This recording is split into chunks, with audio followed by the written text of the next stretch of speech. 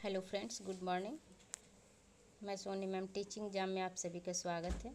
तो आप लोग जुड़ जाइएगा, 9 AM पे आप लोग क्लास अपलोड हो जाएगी।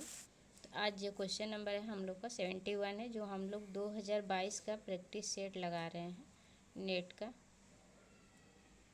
तो उसका आज क्वेश्चन नंबर जो है PYQ का 71 नंबर है।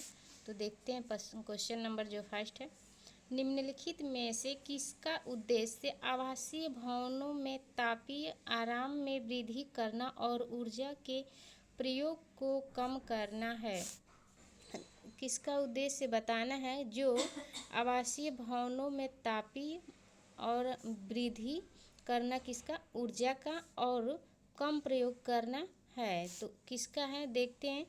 तो है ECBC आवासीय 2017, BEE भवन उपनियम गृह। तो किसका है, जो कि भवनों से पूछा गया है, यहीं से हम पकड़ सकते हैं आंसर अपना क्वेश्चन से ही।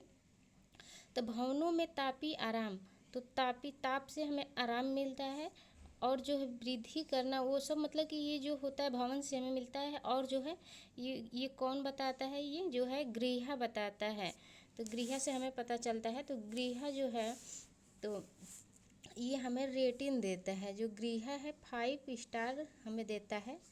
ये 1 नंबर देता है, 2 नंबर, ऐसे करके स्टार हमें देता है। तो ये 5 स्टार देता है। तो जो है गृह है, तो गृह का फुल फॉर्म होता है green rating of integrated integrated habitat असिस्टमेंट। जैसे कि आप लोग लिख लीजिएगा, मैं बोल दे रही हूँ। ग्रीन रेटिंग जैसे होता है ग्रीन, GRIHA, गृह हो गया। तो यहाँ ग्रीन रेटिंग इंटीग्रेटेड हैबिटेट और असिस्टमेंट। तो यहाँ जो है आंसर हमारा 4 सही हो जाएगा। आप लोग फुल फॉर्म लिख लीजिएगा, क्योंकि पिछले वाले क्वेश्चन जो 2023 का सेट हम लोग किए थे, उसमें गृह का फुल फॉर्म दिया था और पूछा था कि इसमें से कौन सा गृह का फुल फॉर्म होगा। तो याद कर लीजिएगा, हो सकता है क्वेश्चन रिपीटेड हो जाए किसी भी रूप में। नेक्स्ट क्वेश्चन है, क्वेश्चन नंबर जो है 72 है। व्यापक विकासात्मक विकारों की रेंज तीक्ष्ण विकार से लेकर मंद विकार तक होती है, जिसे कहा जाता है। जो है व्यापक विकासात्मक जो है विकारों का रेंज जो होता है, वो तीक्ष्ण विकार से लेकर मंद विकार तक पूछा जा रहा है, जिसे क्या कहा जा सकता है। तो है इसे कहा जा सकता है क्या, ये देख लेते हैं।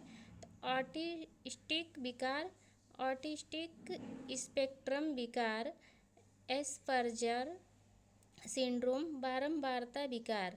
तो ये जो है आंसर हमारा सेकंड नंबर सही हो जाएगा। ऑटिस्टिक स्पेक्ट्रम विकार जो है उच्च का बताया जा रहा है यहाँ। तो ये जो है आंसर हमारा जो है कि सेकंड सही हो जाएगा।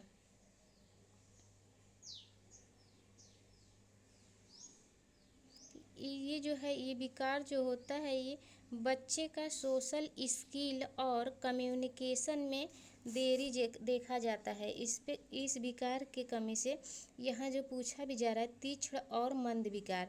तो इसके वजह से ऑटिस्टिक स्पेक्ट्रम विकार जो होता है, इससे बच्चे का सोशल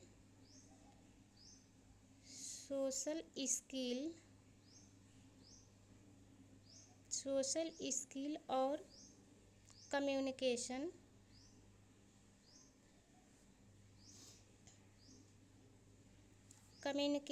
स्किल में जो है वो देरी देखा जाता है, क्योंकि ये धीरे धीरे होता है। जो सोशल स्किल है, सामाजिक कौशल जो है, और जो है ये कम्युनिकेशन संचार जो है, इस सब में देरी देखा जा सकता है। देरी से ये सब विकास होता है। तो यही आंसर जो हमारा है सेकंड सही हो जाएगा। नेक्स्ट क्वेश्चन देख लेते हैं। क्वेश्चन नंबर जो है जो कि 73 है। तो 73 नंबर क्वेश्चन जो है, वृद्धजनों में निम्नलिखित में से कौन सा जैविक परिवर्तन नहीं होता है। जो वृद्धजन होते हैं उनके में कौन सा जो जैविक परिवर्तन होता है वो नहीं होता है। जैविक परिवर्तन यानी कि बायोलॉजिकल चेंज जो होता है नहीं होता है। तो नहीं बताना है हमें। तो ऑप्शन फर्स्ट जो है, प्रकार्यात्मक क्षति अथवा ह्रास, बीमारी का बढ़ा हुआ जोखिम, मानव मर्त्यता, आईक्यू में बदलाव। जो आईक्यू लेवल होता है हमारा, उसमें वृद्ध अवस्था में कोई बदलाव नहीं पाया जाता है। तो यहाँ आंसर जो है हमें 4 सही हो जाएगा। नेक्स्ट क्वेश्चन देख लेते हैं। क्वेश्चन नंबर जो है 74 है। क्वेश्चन जो है 74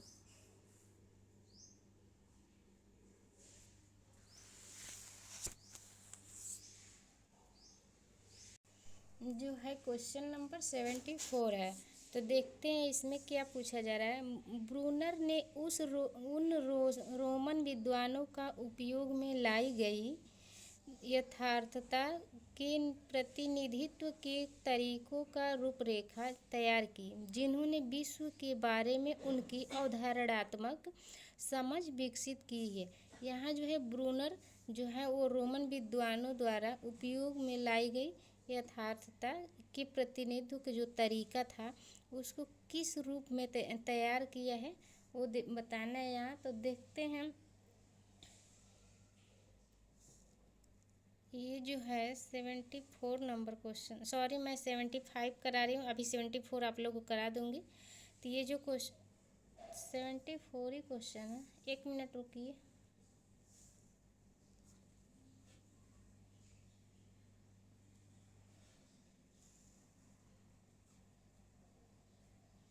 हाँ 74 नंबर ही क्वेश्चन है। तो देखते हैं इसमें जो ऑप्शन है कौन कौन सा है जो यहाँ ब्रूनर का पूछा जा रहा है। कॉग्निटिव डेवलपमेंट के बारे में बताना है यहाँ। तो देख लेते हैं। अभिनय, एनेक्टिक, अनुप्रतीकात्मक और प्रतीकात्मक। 2 नंबर है सक्रिय, निष्क्रिय और जर्नलिंग। 3 नंबर जो है निष्क्रिय रेखा चित्र। फिर 4 नंबर जो है निर्देशन, इलुस्ट्रेशन, रेखा चित्र, छवियाँ। तो यहाँ जो है ये रेखा चित्र नहीं होगा, तो जहाँ जहाँ निष्क्रिय है और रेखा चित्र है उसे हम एलिमिनेट कर लेंगे। तो ऐसे आंसर जो है हमारा है फर्स्ट सही हो जाएगा, जो है अभिनय, एनेक्टिक, अनुप्रतीकात्मक और प्रतीकात्मक। जो है यहाँ आंसर फर्स्ट जो है हमारा सही हो जाएगा। नेक्स्ट क्वेश्चन जो है 75 देख लेते हैं। 75 नंबर जो क्वेश्चन है, विकासात्मक मनोवैज्ञानिक विकास के मुख्य क्षेत्रों जैसे संज्ञानात्मक एवं सामाजिक संवेदात्मक विकास के बारे में संबंधों पर अधिकाधिक ध्यान केंद्रित कर रहे हैं। यह है कौन सा है वो बताना है, जो कि मनोवैज्ञानिक है।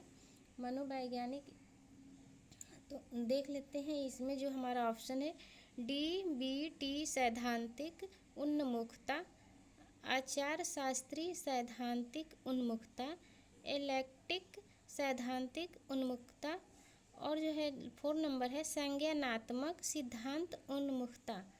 तो जो ऑप्शन है थर्ड सही हो जाएगा, इलेक्ट्रिक सिद्धांतिक उन्मुखता। तो यहाँ जो है आंसर ये जो है मल्टी कार्य चल रहा है, ये जो है यहाँ लिख सकते हैं मल्टी कार्य चल रहा है।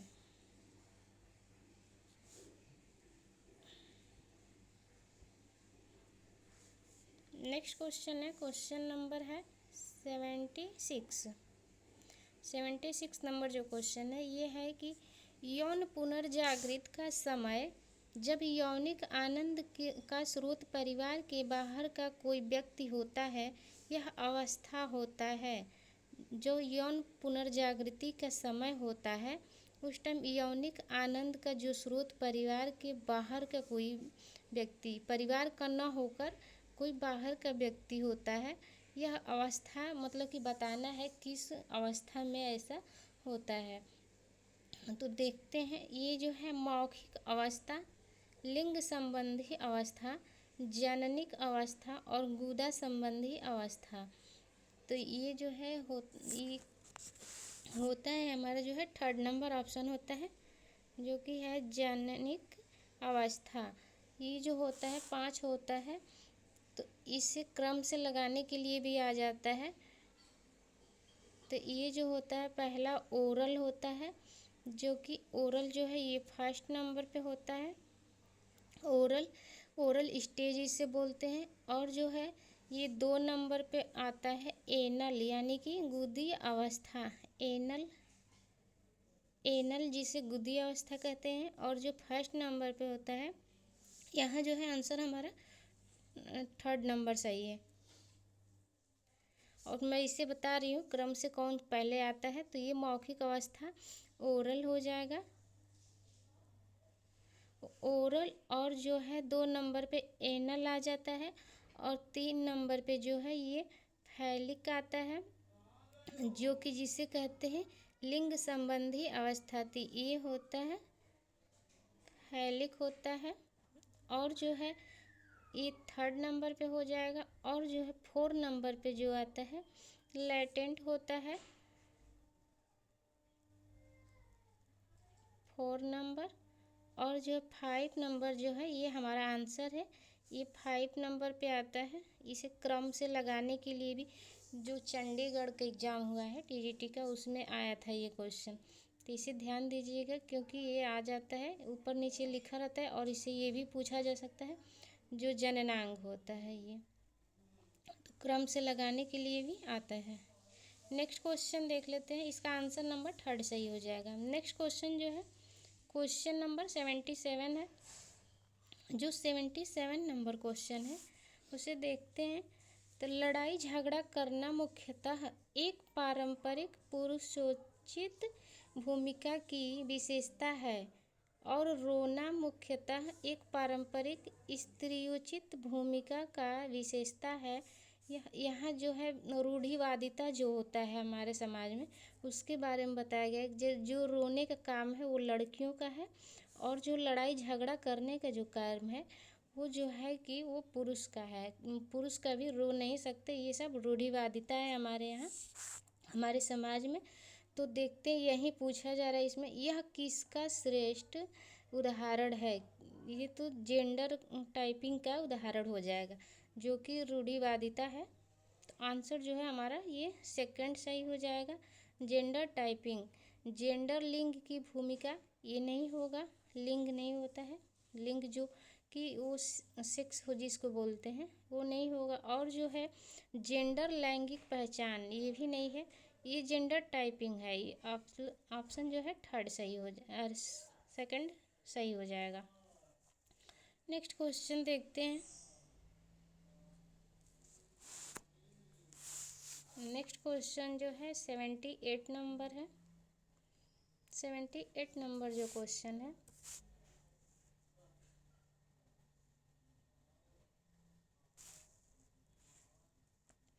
किस सिद्धांत में सुझाव दिया जाता है कि किसी मशीन की भांति संगठित शरीर रचना आपूर्ति में समय बिताने के साथ ह्रास होता है।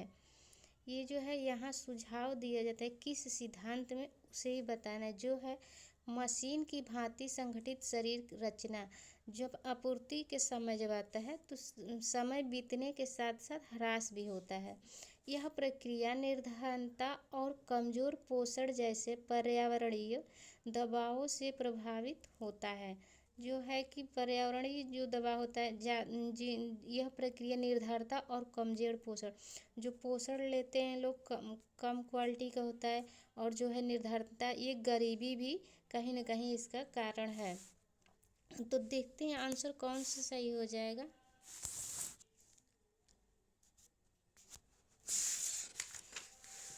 तो जो यहाँ आंसर है ये जो है कि टूट फूट का सिद्धांत हो जाएगा। आंसर जो है 1st सही हो जाएगा। टूट फूट का सिद्धांत प्रतिरक्षात्मक, ये तो रक्षा करने से रिलेटेड हो जाएगा।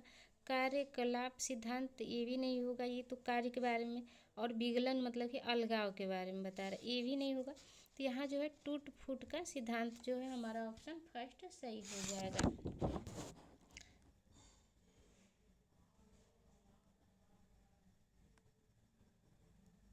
नेक्स्ट क्वेश्चन देख लेते हैं।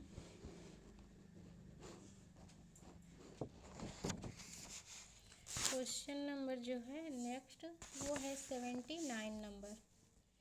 तो 79 जो क्वेश्चन है उसमें दिया गया है प्रधानमंत्री पोषण शक्ति निर्माण योजना पीएम पोषण को पहले से किस कार्यक्रम से प्रतिस्थापित किया गया है।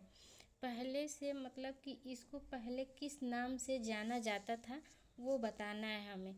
और आंसर बाद में देखते हैं, पहले कुछ समझ लेते हैं। ये जो पीएम पोषण योजना जो है ये राजस्थान के झुंझुनू नामक गांव से स्टार्ट हुआ था। राजस्थान के एक झुंझुनू नामक जो गांव है,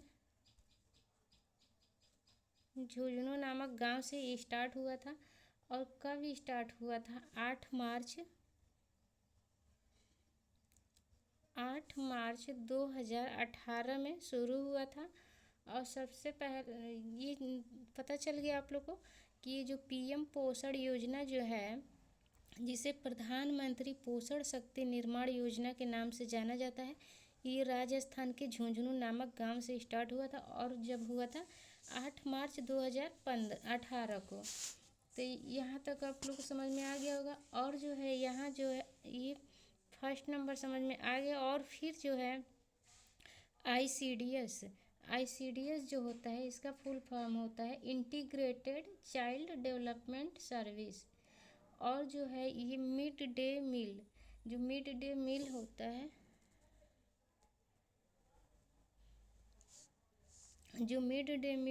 है, यही हमारा ऑप्शन सही हो जाएगा। पहले इसी को जो दोपहर में भोजन प्राइमरी स्कूल में दिया जाता है, पहले इस नाम से जाना जाता था, मिड डे मील के नाम से। और जो है इसी का नाम चेंज करके पीएम पोषण योजना कर दिया गया है। तो ये जो है दोपहर का भोजन होता था। और सबसे पहले ये तमिलनाडु में स्टार्ट किया गया था। तमिलनाडु के यहाँ से स्टार्ट हुआ था फर्स्ट नंबर पे। और जो है कब स्टार्ट हुआ था? 1995 में शुरू हुआ था मिड डे मील। और जो है SNP जो है 4 नंबर, तो ये है स्पेशल न्यूट्रिशन प्रोग्राम। ये जो स्पेशल न्यूट्रिशन प्रोग्राम जो है ये जो है स्टार्ट हुआ था 1970-71 में। 1970 से 71 के बीच जो है स्टार्ट हुआ था। तो यहाँ जो है आंसर हमारा थर्ड सही हो जाएगा, मिड डे मील। क्योंकि यहाँ पूछा जा रहा है इस कार्यक्रम का प्रतिस्थापित किया गया था किस नाम से चेंज करके ये पीएम पोषण योजना बना था। तो ये जो मिड डे मील है इसी को चेंज करके फिर पीएम पोषण योजना रखा गया था। नेक्स्ट क्वेश्चन देख लेते हैं। क्वेश्चन नंबर 80 है, 18 नंबर। तो क्वेश्चन जो है इसमें पूछा जा रहा है वह प्रतिदर्श मॉडल जो सार्वजनिक बोलचाल, पब्लिक स्पीकिंग, यहाँ से आप लोग को समझ में आ रहा होगा क्योंकि ये बहुत ज़्यादा पूछा जाता है, इसे ध्यान भी रखना है। पब्लिक स्पीकिंग के लिए उपयुक्त माना गया, लेकिन संप्रेषण का एक तरफा प्रतिदर्श है बताया जा रहा है, उसे किसके द्वारा प्रतिस्थापित किया गया, कौन है वो बताना है हमें। तो जो है कि लासवेल, लीगन और बार्लो और अरस्तु। तो जो हमारा आंसर है ये 4 सही हो जाएगा, अरस्तु जी, ये अरस्तु का है। और ये जो लासवेल है इनका 5W या 5 क भी उसको बोलते हैं। ये मॉडल इन्होंने दिया था। तो दिए थे इन्होंने, तो पहले दिए थे कौन क्या, इनका जो है क्रम से लगाने के लिए भी आता है क्रम। तो ये कौन क्या किसको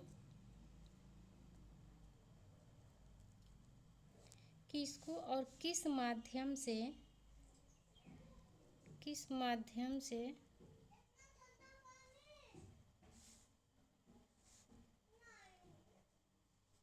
कौन क्या किसको किस माध्यम से क्या कह रहा है, ये होता है 5W। और जो है बार्लो का जो है बार्लो का होता है वो होता है ICMER।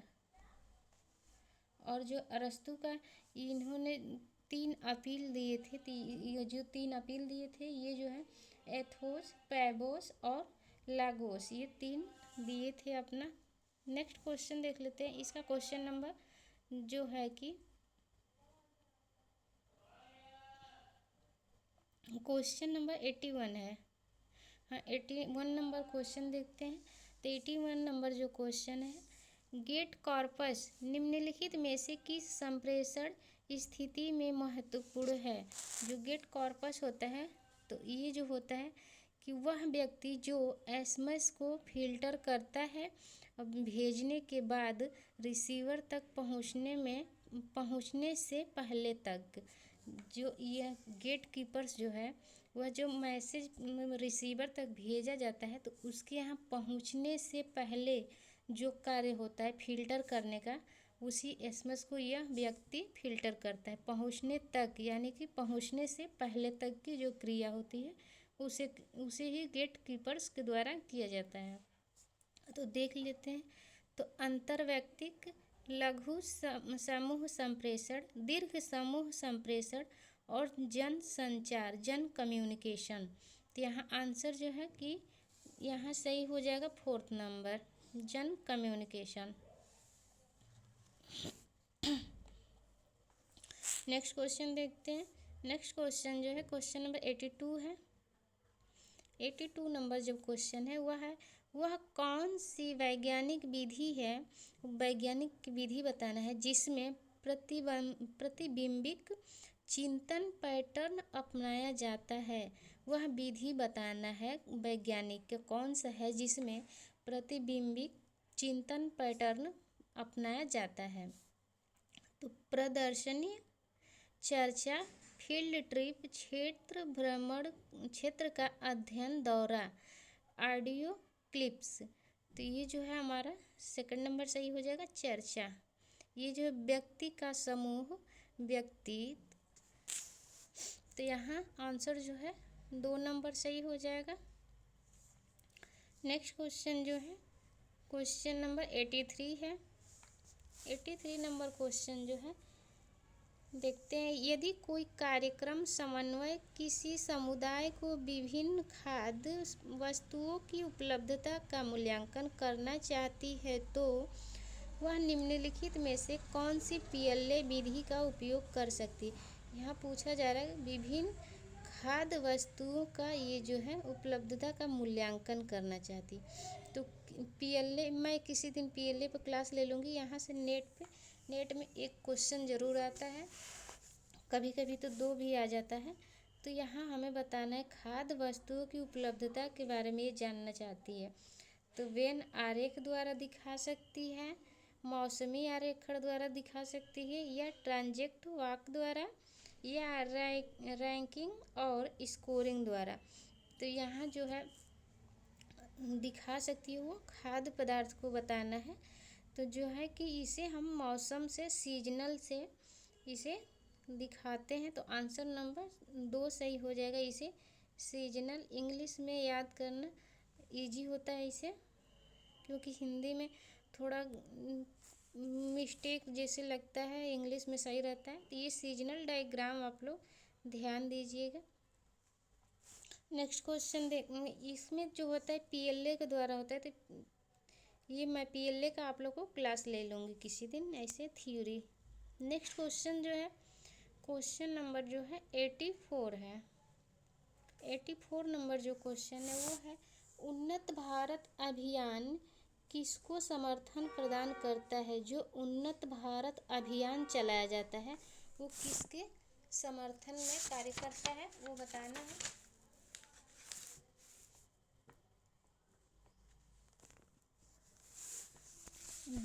देख लेते हैं। तो ये जो है साक्षरता और शैक्षिक सुधार, नगरीय क्षेत्रों में स्मार्ट सिटीज का विकास, ग्रामीण विकास के लिए कौशल निर्माण और आर्थिक सशक्तिकरण, उच्च शिक्षा के मानकों में सुधार। जो उन्नत भारत अभियान होता है ये जो होता है ग्रामीण विकास के लिए कौशल और निर्माण और आर्थिक सशक्तिकरण के लिए कार्य करता है, इसका समर्थन प्रदान करता है। ये जो है स्टार्ट हुआ था 14 नवंबर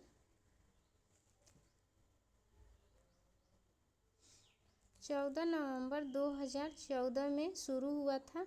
इसे किसके द्वारा शुरू किया गया था? MHRD के द्वारा। तो ये जो है मानव संसाधन विकास मंत्रालय के द्वारा, उसी का शॉर्ट फॉर्म है MHRD।